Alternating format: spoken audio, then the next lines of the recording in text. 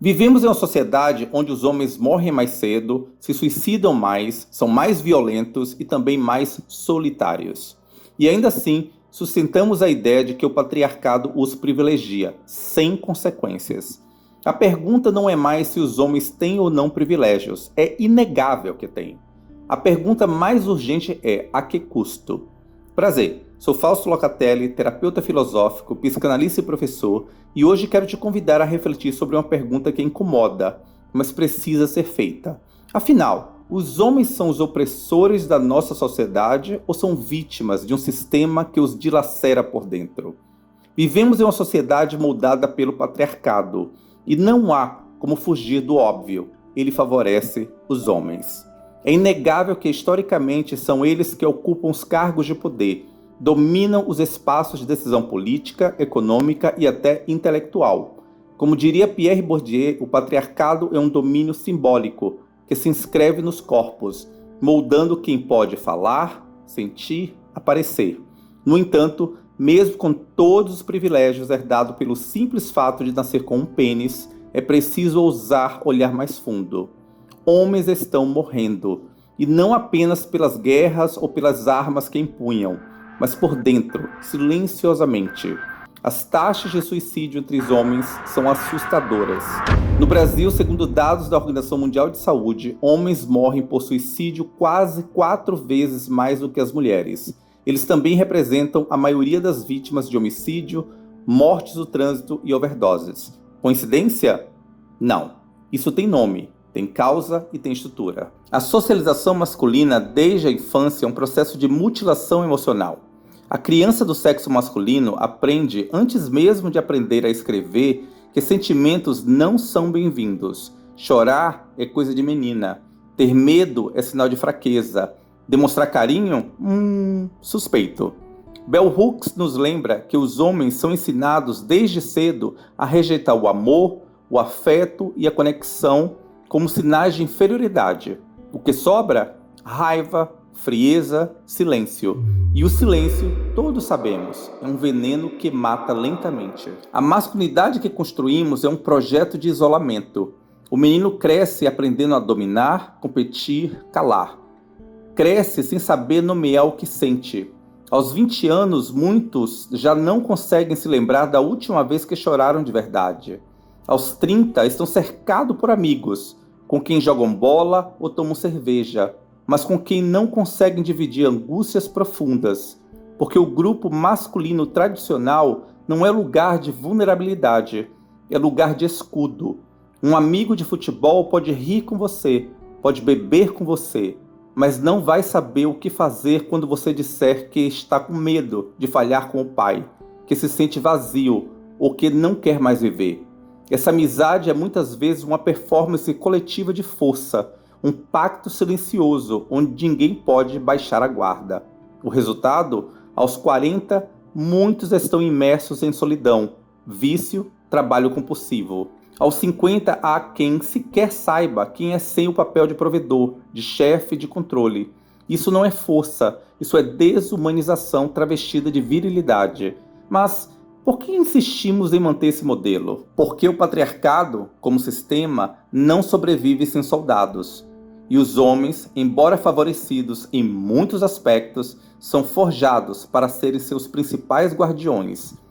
Michael Kimmel, sociólogo e autor, explica que a masculinidade tradicional é construída não apenas em oposição ao feminino, mas como um estado que precisa ser constantemente provado. Não basta ser homem.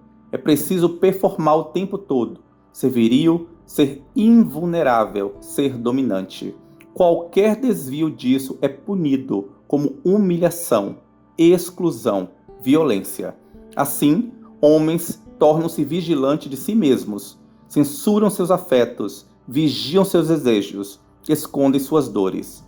O preço dessa suposta superioridade é alto e o sistema cobra caro. Não se trata aqui de igualar dores, mas de entender que o patriarcado, como toda estrutura opressora, não poupa ninguém. Ele oferece privilégios aos homens, sim, mas cobra deles a renúncia à sua própria humanidade. É como um pacto com o diabo. Você ganha poder, mas perde a alma. A saúde mental masculina é uma tragédia silenciosa. A maioria dos homens só procura terapia quando o sofrimento se torna insuportável ou quando já é tarde demais. Isso não é fraqueza, é o efeito de uma cultura que ensinou por séculos que homem de verdade resolve tudo sozinho. Judith Butler, ao discutir as normas de gênero, já dizia: o que chamamos de natural é, na verdade, uma performance repetida, sustentada pela vigilância social. A masculinidade hegemônica é uma performance de resistência à dor, até que ela vença. É preciso coragem para desconstruir isso, e amor. Bell Hooks, novamente ela, nos oferece talvez a chave mais poderosa para essa mudança. A cura para o patriarcado é o amor, ela diz, mas não o amor romântico açucarado vendido pela indústria cultural. Estamos falando de amor como prática política, como afirmação da vida, como escolha radical de conexão. Amor por si mesmo, antes de tudo, porque um homem que se ama é um homem que pode se permitir sentir, que pode cuidar, que pode educar filhos com ternura, que pode ser parceiro e não chefe, que pode ser humano antes de ser homem. Amor que cura também é amor que liberta. Homens precisam ser convidados a chorar, a ter medo, a não saber, a cuidar, a construir outras formas de se relacionar que não passem pela competição, pelo domínio, pela violência.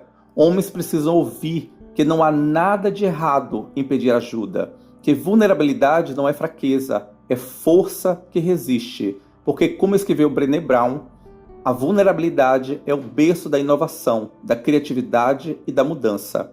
E se a violência é um dos maiores sintomas dessa masculinidade ferida, é porque, como a sociedade, ensinamos os homens que esse é o único canal possível de expressão.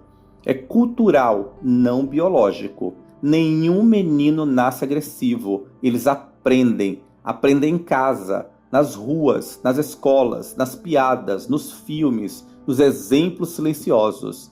Desaprender isso é o maior desafio da nossa era. Não se trata de feminilizar os homens, como alguns temem, mas de humanizá-los. A masculinidade saudável é possível, mas exige trabalho, escuta, comunidade. Exige que homens conversem entre si, que construam rede de apoio, que aceitem a tarefa incômoda de se revisitar e mais. Exige que a sociedade pare de premiar o machismo com aplausos, likes e status. Precisamos de uma nova pedagogia masculina. Uma pedagogia que ensine aos meninos que eles não são melhores por serem homens, que os emocionem com a ideia de serem cuidadores, que os liberte do fardo de serem fortes o tempo todo, que os convide a criar, a tocar, a imaginar.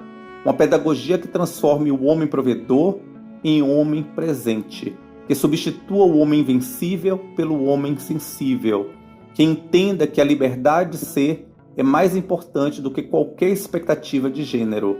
Não se trata de negar os privilégios masculinos, eles existem, são estruturais, mas é preciso complexificar a narrativa, porque o mesmo sistema que oprime as mulheres também adoece os homens.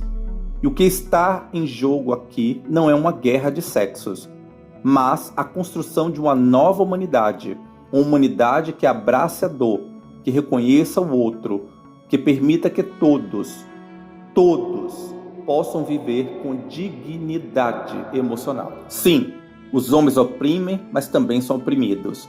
E enquanto não encararmos essa realidade com coragem, continuaremos alimentando um ciclo cruel de sofrimento, violência, solidão, que aprisiona a todos. A verdadeira mudança não virá de uma disputa entre sexos, mas do reconhecimento de que a libertação dos homens está inseparavelmente ligada à luta feminista.